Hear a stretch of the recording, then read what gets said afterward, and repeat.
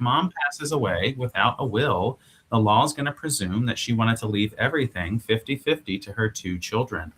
And that can be problematic for an individual with a disability because he or she may lose their benefits if they have over that magic $2,000 in assets. So it's important for especially parents to do their planning and to ensure they have it done correctly and a special needs trust set up so that their loved ones don't risk losing their benefits when the individual passes away. Next slide, please.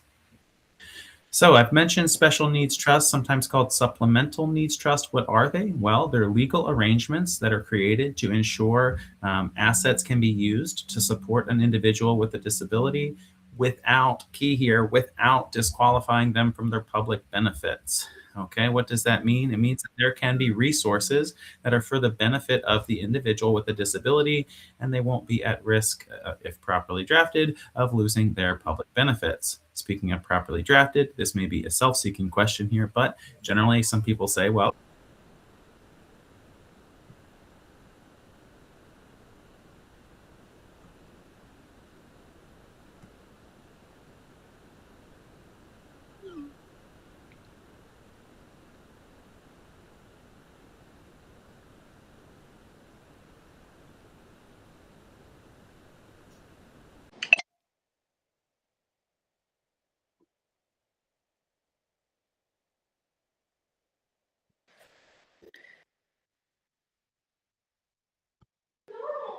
Nick, you're mute.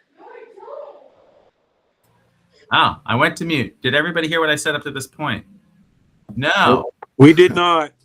Oh my goodness. All right, back up. Sorry. Back up. Just the last couple of slides. All right, just the last two slides. Where did I cut out? I don't know how I hit mute here. Go back one more slide. Did I get this? Did everybody hear this? Yes. All right, perfect. So next slide here. All right. Sorry, I don't know what happened. I'm going to take my hand off my mouse. So special needs trust, also called supplemental needs trust. What are they? They're legal arrangements that are created to ensure assets can be utilized to support an individual with a disability. Key phrase here, without disqualifying that individual from public benefits. Okay. Generally, it's important to hire an attorney, right? So that they know, because they know what they're doing and making sure that the benefits aren't at risk. And I'll give a hypothetical family here, right? Maybe we have mom, we have dad. Sorry, we have mom, we have two children. Mom sets up the special needs trust, and then she can leave, half to her child without a disability, and then half to the special needs trust, and then provide the support for that child as she sees fit. Next slide, please. All right, some quick definitions. Grantor, sometimes called a settlor. This is a person who creates the trust and is generally contributing assets to it. A trustee, which can be one and the same as the grantor. This is the person or entity who is responsible for managing the trust, for making investment decisions, and making distributions to the beneficiaries in accordance with the special needs trust terms.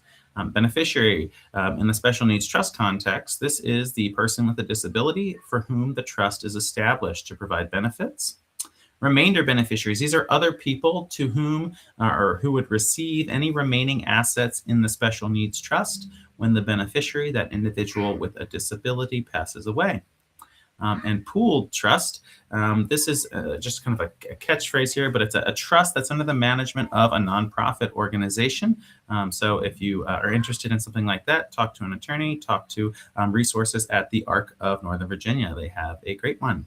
Next slide, please. Some things to consider and to talk with your attorney about. What's the life expectancy of your loved one, right? Do they have a normal life expectancy? Is it shortened? Is it lengthened? What have you? This will kind of help to plan how much money you're gonna need to leave that individual to maintain their desired quality of life. How and when should funds be distributed, right? What authorities does the trustee have? Do they have control over funds, or should there be some sort of third party helping to oversee spending? And then the last point that I have here, obviously a lot more thought goes into this and discussion happens when deciding how to set things up. But if funds remain in the trust after the beneficiary passes away, where should those funds go? Should they go to a sibling, a niece, a nephew, a nonprofit organization? Just some things to keep in mind when setting those up. Next slide, please. Awesome. So two main different kinds of special needs trusts. We have first party and we have third party. And the first and last bullets on those slides are really the two key differentiators. A first-party special needs trust utilizes assets that belong to the beneficiary, to the individual with a disability. Key here in these trusts are there are Medicaid payback requirements should there be funds in the trust when the beneficiary passes away. In contrast, a third-party special needs trust is established by someone other than the beneficiary. It could be a parent or a sibling or a grandparent.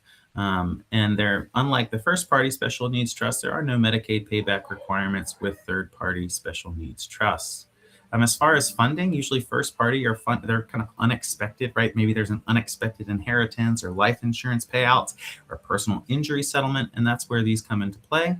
Whereas third-party are often funded at the death of an individual, maybe with life insurance or with some other bequest in a will or other trust. Next slide, please. Perfect. For what benefits can a special needs trust pay? A lot of things, actually. Everything on the slide, things that are outside of what the public benefits would cover for the individual, right? Outside of their Medicaid and their SSI. So it could cover educational expenses, entertainment and travel, such as trips to Disney, home modifications, any sort of medical or dental expenses that aren't covered by insurance, professional care services, sort of therapies that aren't covered by insurance, and then transportation and vehicle expenses are just a list of some important things that special needs trust funds can pay for. Next slide, please. All right, advanced medical directive, right? So we've got our will, we've got our trust. What are we doing with our planning? Well, we're setting up our own advanced medical directive. We are giving written instructions to a person, to an agent, and giving them guidance and direction as to what kind of medical care and decisions we want made in the event that we aren't able to make our own decisions. In these documents, we can provide for very specific kinds of treatments and requests, right? We could say, under no circumstances am I to go to a nursing home. All funds are supposed to be spent so I can live in my home and I want to die in my home, right? Or under no circumstances may I have a blood transfusion, right? So very specific kinds of treatments and requests can be incorporated in those and give direction to an individual to help make decisions for another. Next slide, please. So that's like healthcare decisions, personal decisions. As far as financial decisions, we have a kind of a similar document, but for financial purposes, called a durable general power of attorney. This is, again, another written set of directions to a person. The agent can be the same under both documents, or it can be different.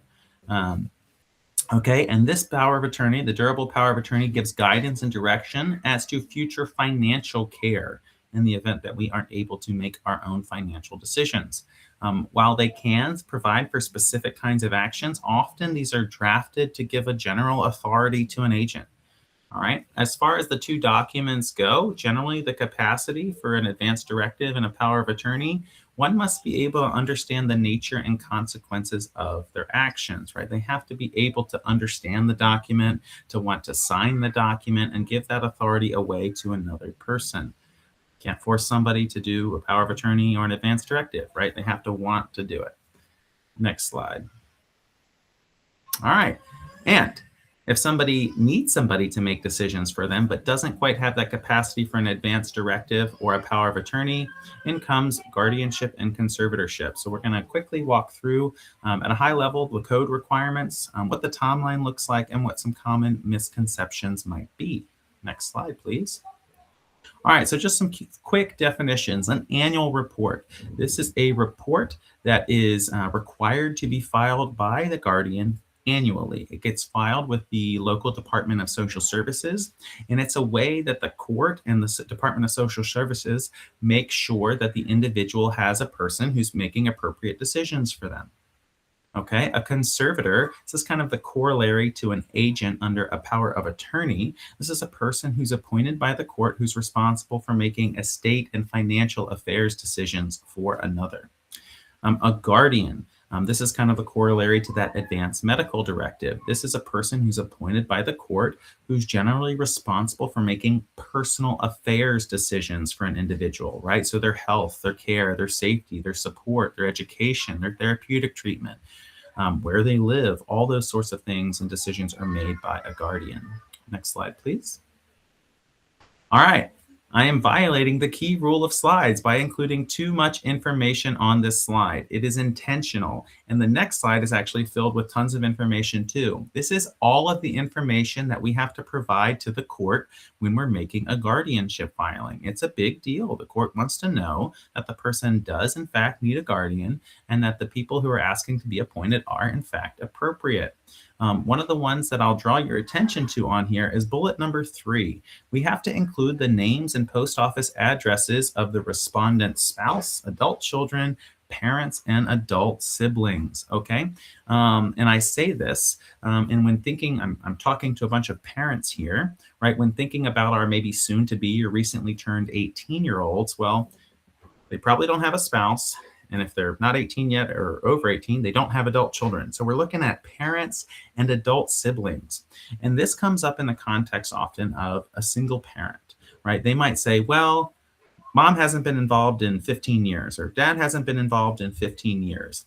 And my typical response is, unless they've had their parental rights terminated, they're still entitled to notice. And so we need to include their name and address in the petition. So please do what you can to find it. Now, of course, it comes up that they don't know where they are. They don't have a phone number. They haven't talked to them in 20 years. That's okay. We can at least certify that, hey, look, they looked for them and couldn't find them. But nonetheless, have to make an effort to try to locate those categories of individuals. Next slide, please. Again, violating the rules because I have so much information here, but all of this has to go into the petition, right? The court and the code is very specific as to what needs to be included so that it's done the right way. Next slide, please. All right, so we've got all of that information that's provided to the court. What sort of evidence does the court look to?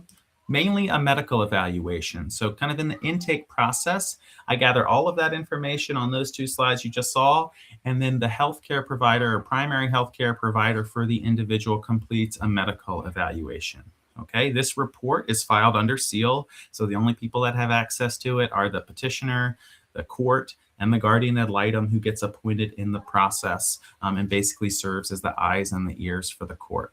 Okay, the report must be prepared by a licensed physician or psychologist, or, and this is kind of a catch-all, a licensed professional skilled in the assessment and treatment of the condition as alleged in the petition, right? If your child's primary healthcare provider is an NP or a PA, that's totally fine. They can fill them out. Licensed clinical social worker, if they know your child the best, have them fill it out. That's fine too. Next slide.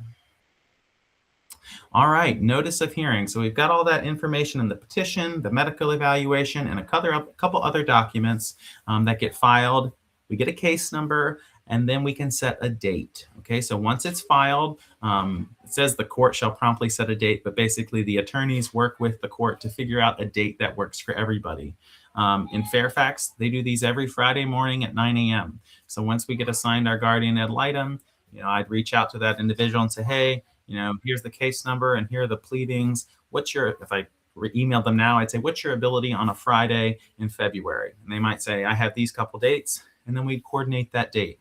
Once we set that date with the court, we put together a notice, and that notice gets mailed out to all of those individuals who we named in the petition, right? So parents, siblings. How much does it cost to go through this process? You will probably hear quotes from $1,500 to $7,500. And I'll talk about that at the end. I think that's kind of a common misconception, and that's a question that everybody has. So we sent out the notice. It gets mailed out to all those individuals, and then there's a hearing. Okay. In the notice, though, we include specific rights that the individual has. They have the right to their own attorney if they want one. They have the right to a jury trial if they want one. Thankfully, I've only ever had the jury trial one time. Typically, they might ask for an attorney if they're opposing it, but typically in your uncontested guardianships, we'll call it, none of those rights get invoked, and the court proceeds with the hearing. So next slide. All right, so at the hearing. Now, the hearings themselves might seem pretty perfunctory. That's because all the work's been done in advance, right? All that information has been provided to the court. The court has reviewed the medical evaluation report by the child's healthcare provider.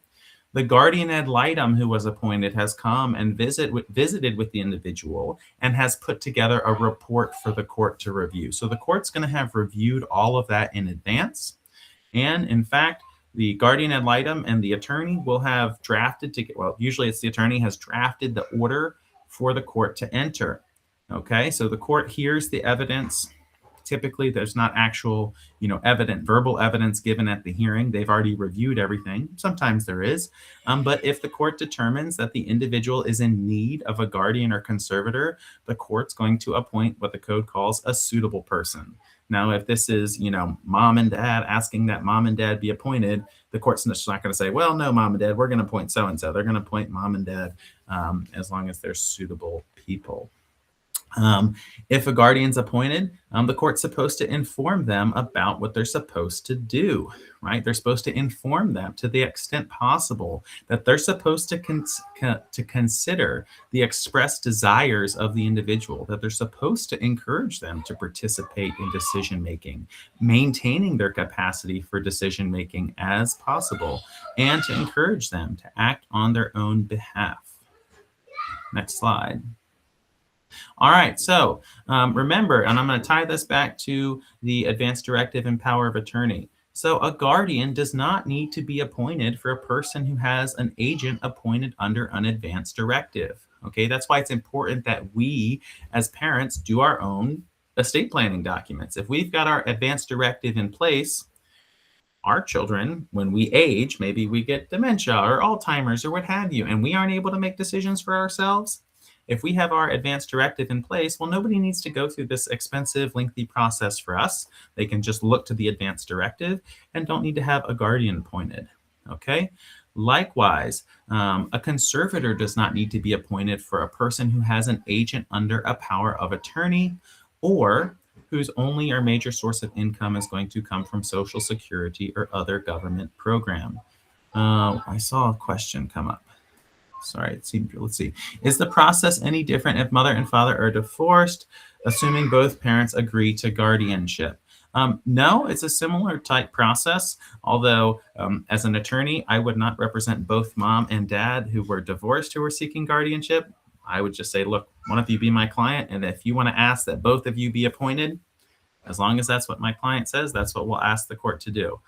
So that is certainly possible. And, when mom and dad are working well together in that respect, probably a good idea. Probably not a good idea if mom and dad don't work together very well. And that's where you might get some sort of contested guardianship, which could impact the cost question above that. All right, moving on. So courts appointing a guardian. Next slide, please. All of this language has to be in the court's order. Again, a lot of information here, but that's because the code requires it. It's very specific. This came into play in July of 2019, maybe July of 2020.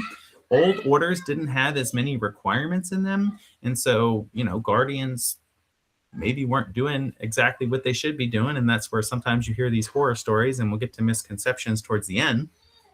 But I want to highlight two things here. First of all, number 2, after the first little section, it says a guardian, to the extent possible, shall encourage the person to participate in decisions, shall consider the expressed desires and personal values, and shall not restrict an incapacitated person's ability to communicate with, visit, or interact with other persons with whom they have an established relationship. Right. So this isn't your, who was it? Britney Spears situation, right? You can't just come in and trample on the person and tell them, who they can see, who they can talk to, what decisions are being made. As guardians, you're supposed to consider their expressed desires. And again, to the extent possible, allow them to participate in the decision making. Okay. And then I want to highlight number 4 again, because it speaks to a common misconception. It says, pursuant to such and such code, all guardianship orders are subject to petition for restoration, modification, or termination, right? So if circumstances change such that the individual no longer needs a guardian, then we provide an updated medical evaluation to the court and say, hey, court, this person can make their own decisions now. Please terminate the guardianship. It doesn't happen that often, generally because we don't see circumstances change that much. However, if it does, Awesome. And we get the guardianship terminated and the person goes on and continues making their own decisions. Next slide, please. All right, timeline. What does it look like? How long does the process take? That's a pretty common question. Oh, I saw another question. What if one of those individuals objects to the person becoming guardian? What are they objecting to? Typically, the court has to decide two things. First, does the individual need a guardian or conservator? Okay, that's the first question. And so if they're objecting to the need for a guardian or conservator, there's going to be a pretty lengthy hearing as to the person's capacity, right? You might have to have the doctor or evaluator come in. You might have to have other witnesses provide testimony. In Fairfax, this is not going to get done on a Friday 9 a.m. docket. This is going to have to be scheduled for a 2, 4, or 4 hour or full day hearing where evidence gets put on as to the person's capacity, right? So that's question one. Question two, if the court says, yes, you need a guardian, is the question of who. Who should be appointed, right? And the next question, mom and dad, if they're divorced and don't work together and they're fighting, mom might say, I want to be appointed. And dad might say, I want to be appointed.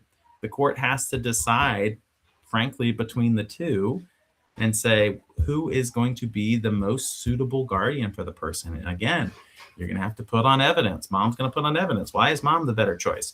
Dad's going to put on evidence. Why is dad the better choice? So it can get lengthy. And that's where the cost goes up because it's, a full day hearing is not inexpensive. All right. So usually I collect that information for the petition and the medical eval, review it all, follow up with questions, and then put together my initial filing. So this includes cover letters, cover sheets that must be filed, that petition and the medical evaluation, and a guardian ad litem order. It usually takes the court a week, maybe 2 to process that, get a case number, get a guardian ad litem assigned. And then once we have that guardian ad litem assigned, we can go ahead and schedule the hearing. Okay, so again, using Fairfax as an example, let's say I got my case number back today, I got my guardian ad litem order, and I see the court appointed John Smith, right? I'd send an email to John. I'd say, hey, John, what's your availability for a hearing Friday morning at 9 a.m. for a hearing on this petition? And John would get back to me and we'd set a date. Once we set that date, I put together a notice, and that notice, along with a copy of the petition, gets mailed out to all of those people we listed in the petition. Okay? Between the notice sent out and the actual hearing, the guardian ad litem goes and visits with the individual, and they give them a copy of the notice. And they advise them of all those rights I talked about, the right to their own attorney, to a jury trial, to put on their own evidence, to cross-examine witnesses, including the doctor. And then there's the hearing. Generally, it's supposed to occur within 120 days of the filing, but I would say it's probably closer to 4 to 8 weeks. That probably encompasses about 90% of the filings. And at the hearing, the court's going to enter a final order, and that order is going to say, so-and-so is appointed guardian of so-and-so. It's going to include those 4 big bold items that we talked about. Okay, and it's going to include some other items in there as well, and that gets signed by the judge at the hearing. And then next slide, please. After the hearing, so those first two ones are for your attorney should put those together, but we have to provide forms to the court so that they can what's called qualify the individual after the hearing. After the judge signs the order, walk it down to the clerk's office, and that's where the individual what's called qualifies. They give an oath. You say, I, Nick Thompson, am going to faithfully uphold my duties as guardian of so-and-so. I sign a little piece of paper with a bond, and that's it. They send me on my way with copies of everything I need. We also have a couple other post-appointment requirements. All right, so we have to complete what's called a guardianship training. So for those of you who are already guardians and haven't done this, put this on your list. It's on the DARS website, but it's a guardianship training. You need to complete it. If you are already somebody's guardian before July 1 of this year, you need to complete it by January of 27. And if you are appointed recently, or you're about to be appointed or plan to be appointed in the next year or so, you have to complete that training within 120 days of your qualification and appointment. Okay, we have annual guardian reports. We talked about that definition on one of the first slides. The first one gets filed or submitted to the Department of Social Services 6 months after the individual is appointed, and then every year thereafter. So it's important to file those. And then notice of restriction. Fortunately, I've only ever had to do one of these. But if you have somebody who you don't want to see your ward, right? Maybe you have somebody who has financially exploited them. You might send them a notice of restriction and say, you are not to see this person unless I am there with them and am sitting there for the whole conversation.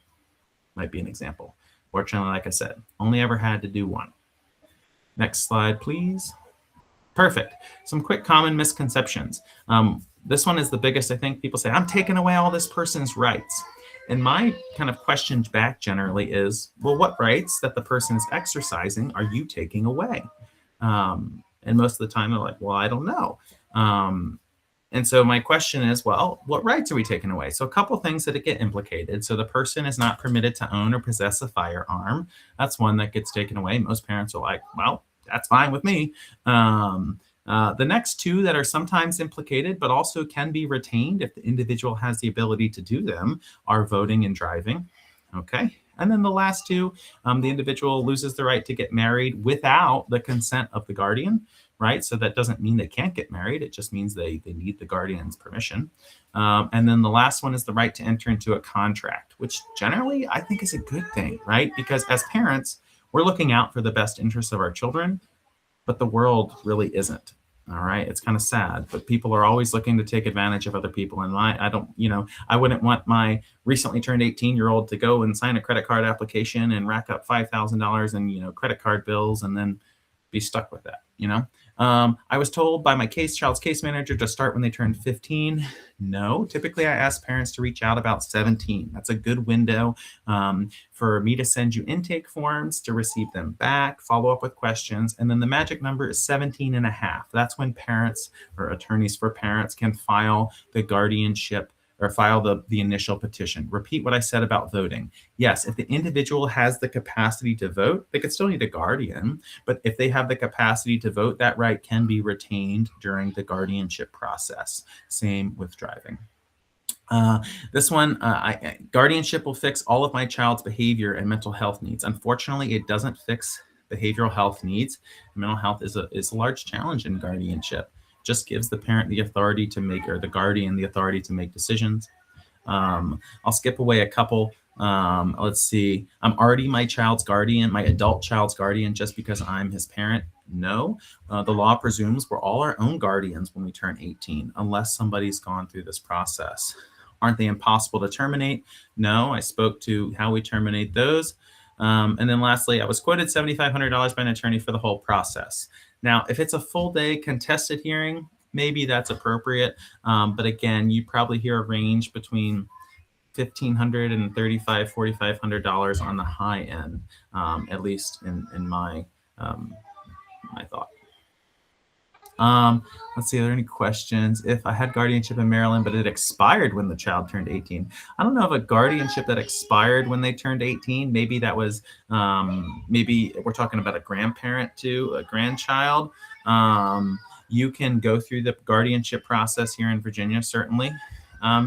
Do we both have to have a lawyer? I don't know what both means, but typically it's advisable to have a lawyer to assist you in the guardianship process. You don't technically have to, but all of those requirements that I sent in the process, it's pretty convoluted and hard to kind of digest if you don't do it all the time. Both the parent and the child. The child gets a guardian ad litem appointed for him or her, and assuming the child doesn't have resources, the guardian ad litem cost gets paid by the Commonwealth of Virginia. I want to leave time for Diane. I think next slide is hers.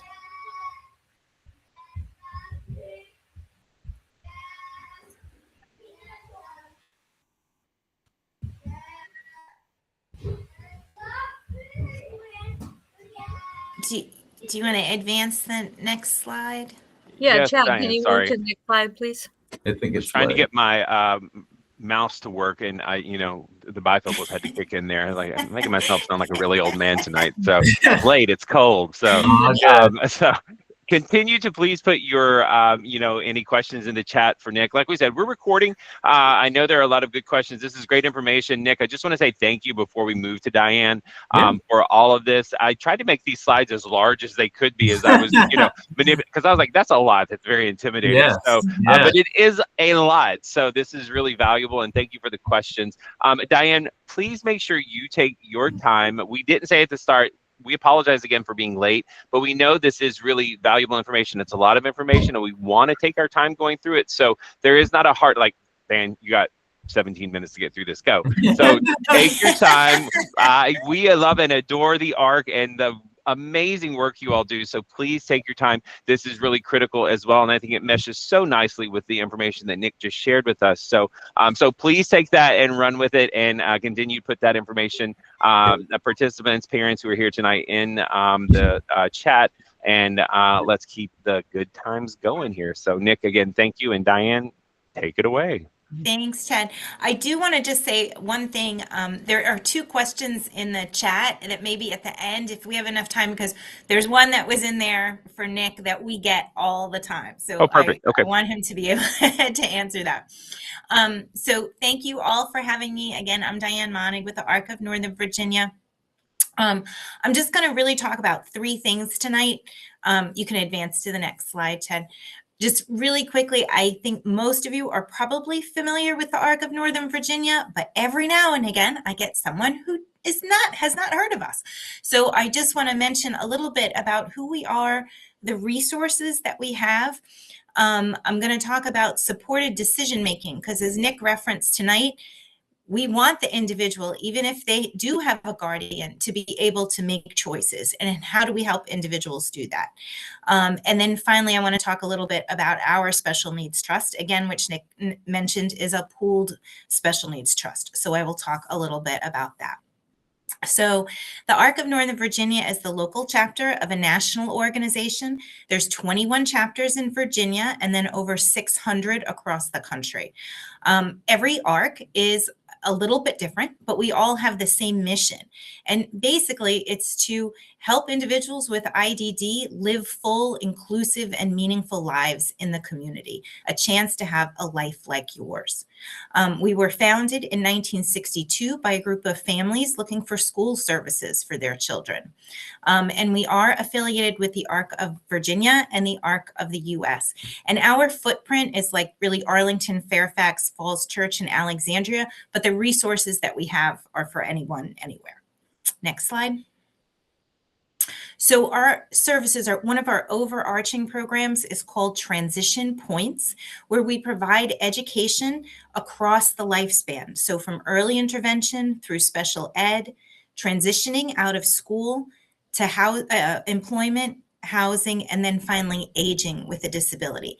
And for each one of those critical decision-making points, we've created a guide to utilize, to have it uses a lot of information for Northern Virginia. Of course, some of it's applicable everywhere, but we provide contact information for Virginia. And I'm really happy to say that we we're redoing all the guides, but the first one is out, Transition from School to Adult Life. So, and we turned it into kind of a workbook. So there's lots of information in there, plus you can use it to document your own information in there. We do lots, just like this, we do lots of webinars. They're all recorded on our YouTube channel. And I can't believe that I didn't put this on here, but we offer a transition series every year. This year it was virtual. It was 21 webinars.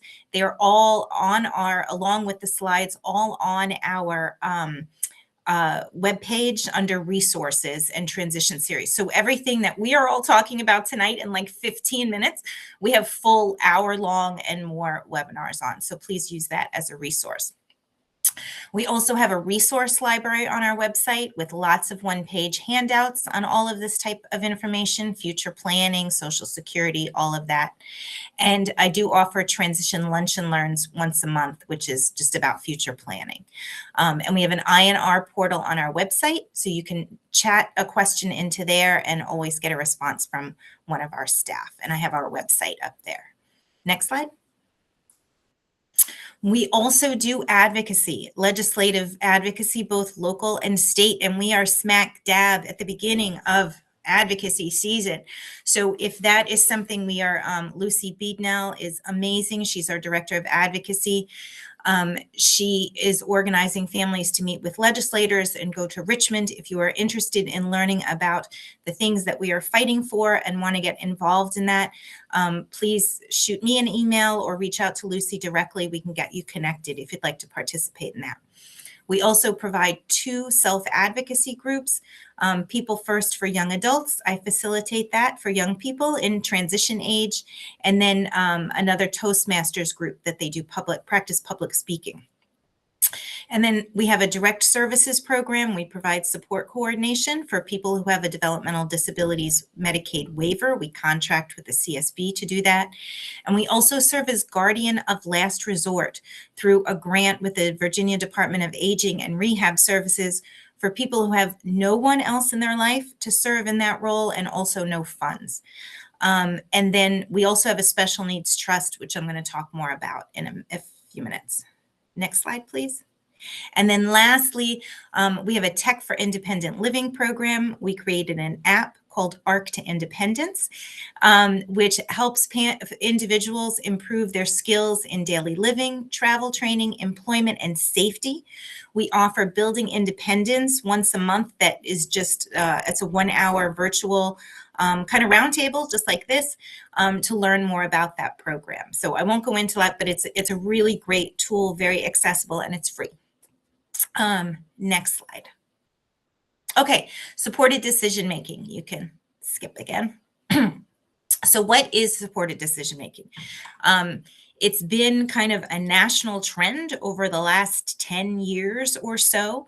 And it's really just the idea that everybody needs help making decisions. You need help. I need help. I don't know anything about cars. When I have to get my car fixed, I reach out to my neighbor who's great with cars to know if my mechanic is pulling my leg or not, if it's really something I have to do.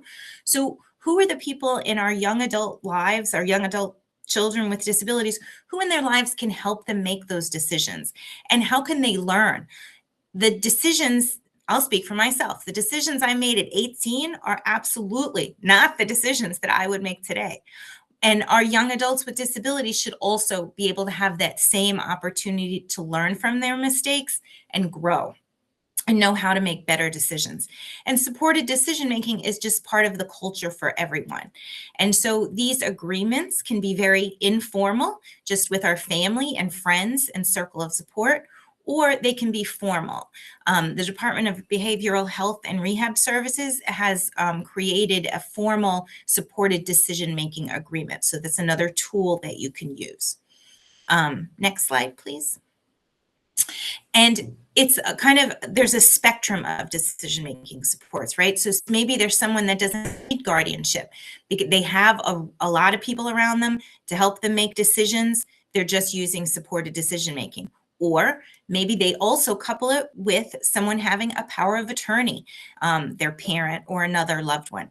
Again, can use supported decision-making in that capacity. And then finally with guardianship, as Nick mentioned, you want the individual to be able to make decisions. So how can we use this idea of building a circle of support and helping them have people around them to improve their decision-making capacity? Next slide, please. So we have, this is just a little snapshot. We have a bunch of these on our website, examples of 100 ways to use supported decision-making. And my eyesight is not super, so I'm going to look here on my big screen. But so like, how do you use supported decision-making in employment? You know, maybe come up with a dream board. What are your employment goals? Who are the people in your life that can help you achieve those goals?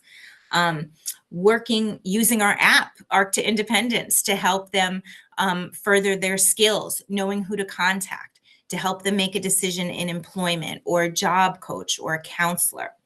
Supported decision-making in relationships, help educate the individual, take sexual health classes. There's some great programs out there. Some are free, right? Some you have to pay for, but there's some really super resources out there. So who are those people that can help educate you to make appropriate and safe decisions? And supported decision making and housing. Maybe you're using a power. Maybe your parent, as a parent, you have power of attorney, and you can help your child navigate a lease or sign on to get an apartment. But who are the other people that can help navigate that process? Maybe ask someone you know to help meet your neighbors. How do you safely interact with your neighbors? So all of those things are helping build your skills in living safely in the community and growing your ability to make decisions. Next slide, please. So these are just some resources. Lucy does a great, Lucy Beednell, our Director of Advocacy, does a great presentation on supported decision-making that's on our website. There's a super book about setting the wheels in motion, about a mom who has a couple of children with disabilities and how she uses supported decision-making with all of them. There's another great tool with When Do I Want Support from the ACLU that helps an individual think through what decisions can I make on my own and what decisions do I need help with and who are the people that I go to. And sometimes decision-making supporters are kind of a mix of paid people like caregivers, job coaches, teachers, with unpaid, right? Family, friends. Next slide, please. And then I'm not going to read through all of this, but these are other resources that you can utilize to learn more about decision-making, supported decision-making, and how to put it into practice. The Disability Law Center of Virginia has a ton of great resources on their website. And then also in the Arc of Northern Virginia on our website, we have a supported decision-making library with videos of a pilot project of working with 10 people about how they implemented supported decision-making teams in their life, and lots of tools and handouts to help you navigate that. And then next slide. And now finally, I'll talk about our Pooled Special Needs Trust. So I'm not going to go through all of this because Nick went through what a special needs trust is already. So I'm going to skip that one. And what I do want to say is when we refer to the term pooled special needs trust, it means the money is pooled together for investment purposes, but everybody has their own account. And we have Chad, can you skip one more? I should have left these out because you went through that. Okay, this is about us. So we have the same kind of, we have a family funded pooled special needs trust and a self-funded special needs trust. And so we partner with Key Bank. That's our trustee. We have a trust manager here, Anna Hughes. She's our director of special needs trusts. Then the grantor, we have some different terms than if you had gone to an attorney to open one up. The grantor is the person establishing the trust as the parent. The beneficiary, obviously, is the individual. And then there's a primary representative. Who is the person that we here are going to talk to help know how to spend the money wisely? Individuals, when they sign on with with us for the trust, they have to create what's called a joinder agreement, which is kind of like a letter of intent. You help guide us about how you want us to spend the money. It's fine to go on vacations, but no more than $500 a year on video games, whatever it is. Help us know what kinds of things will help your loved one make good choices. Next slide, please.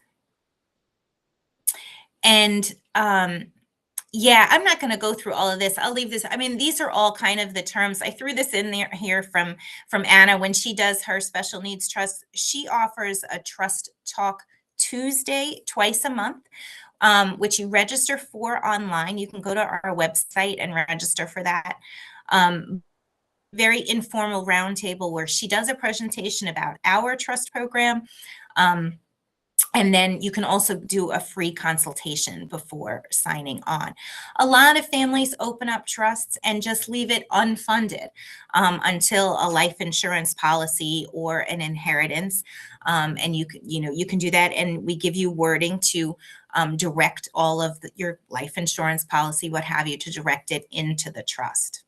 And a lot of people who live on their own, sometimes we set up recurring payments like for rent or the electric bill or the cable bill. And then other times it's easy to, you can request whatever for a vacation or clothing or whatever. And let me give you, what's the next slide? Because I think that's probably the most important. It has, one of the things you can do, like I mentioned, you can do disbursement requests. Some things could be monthly. It could be on an as-needed basis. You can also get a reloadable TrueLink card to be able to use as like a credit card. And we ask you to come up with a budget to help guide us in, again, as we're planning how to disperse your funds. And then the next slide. And then finally, this is the one most people are interested in. This is how much it all costs. I won't read all of that. You can see there's a one-time enrollment fee. If you have another child with a disability, the second trust is $775. If you have an unfunded account, there's an annual fee of $65 a year just for management. And then a termination fee, if for some reason you want to terminate it, is $250. And then next slide. Yeah, so to learn more about our trust, attend a Trust Talk Tuesday, like I mentioned. You can also schedule a free consultation with Anna and then set it up. It's pretty simple to set it up. We help guide you through it and provide an agreement.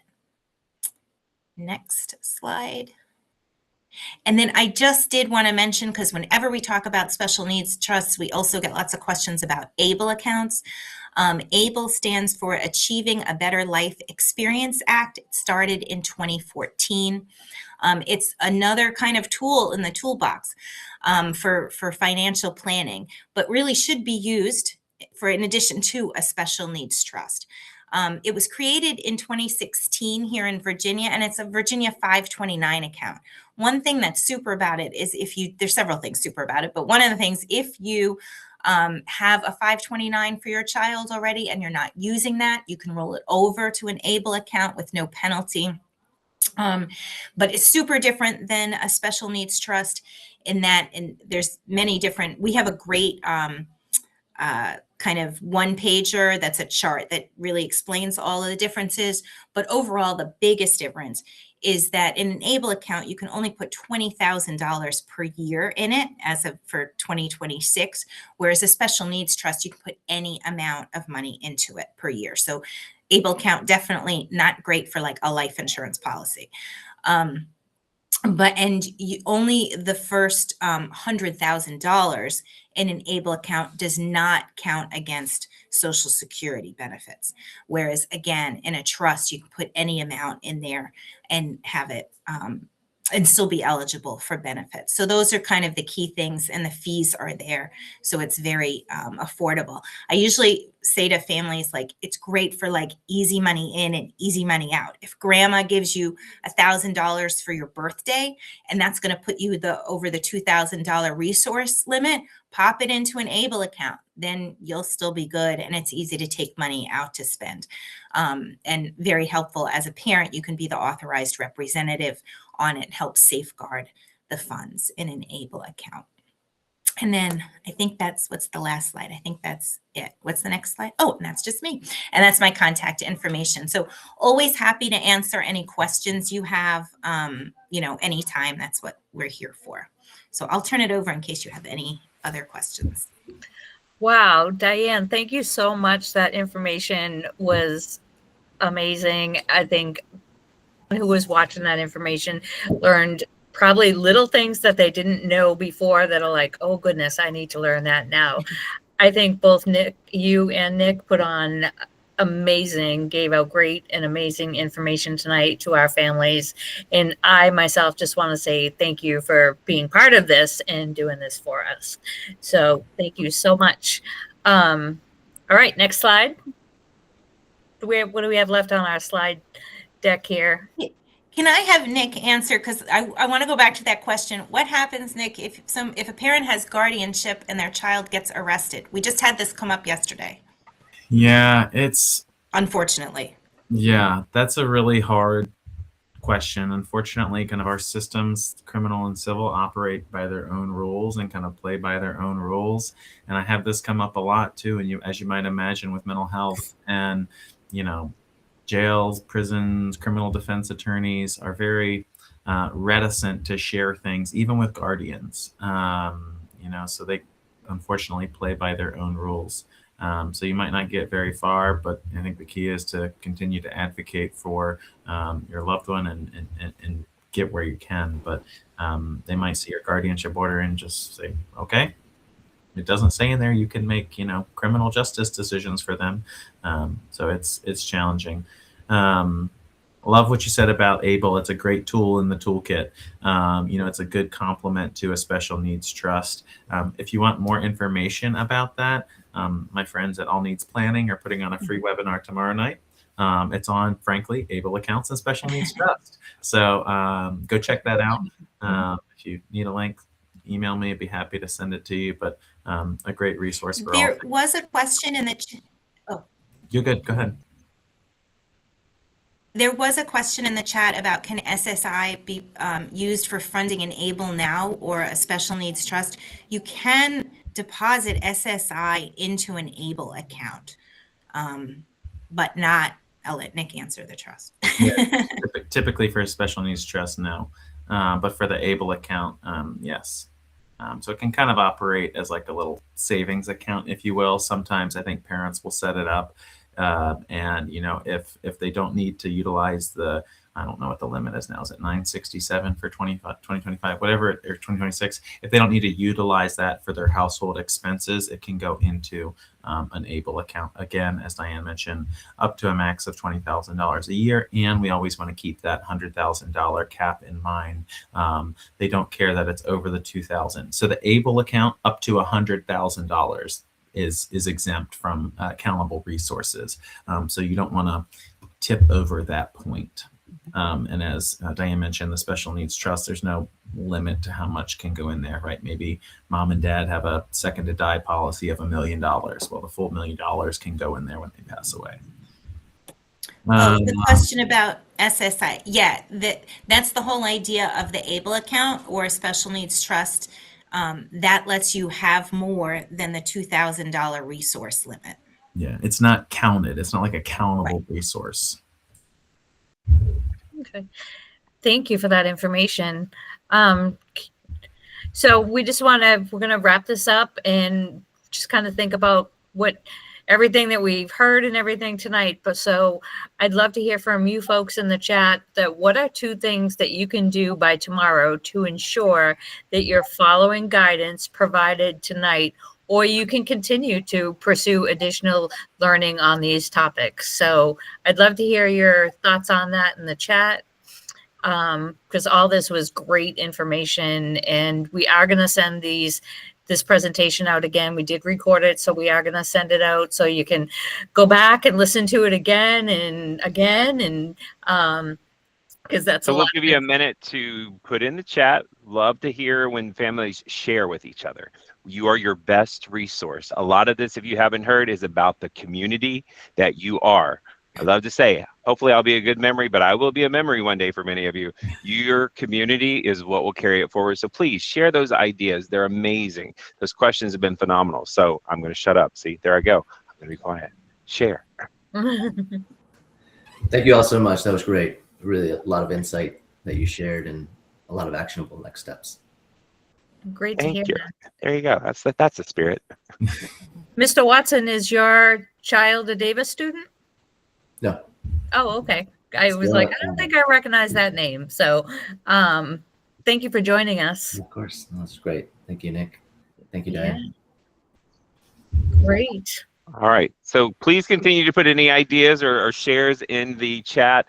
Any questions? Again, Nick and Diane, I also just want to take a moment to say thank you and share my praise of the work that you both do. Diane, just to put a plug in for the fall series, I don't know where that is with the education that you all do each year, but Yami and I used to go to the things that you all put on, and I learned so much. And the ARC is such a wealth of information for our community. So if families you have not tapped in, please do. Again, it is just a wealth of information. I learn so much every time I am part of anything that they do, which is critical to what we do here at Davis. And tonight, Nick, sitting and learning from what you're sharing and tapping and connecting to what Diane and the ARC do is, again, this is where the life learning happens, right? So it's all such important information. And we are grateful to everyone who took the time to be here tonight and participate. So again, thank you truly.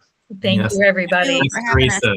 Attend those ARC info sessions and tap into the resource library. Yes. Yeah. 100%.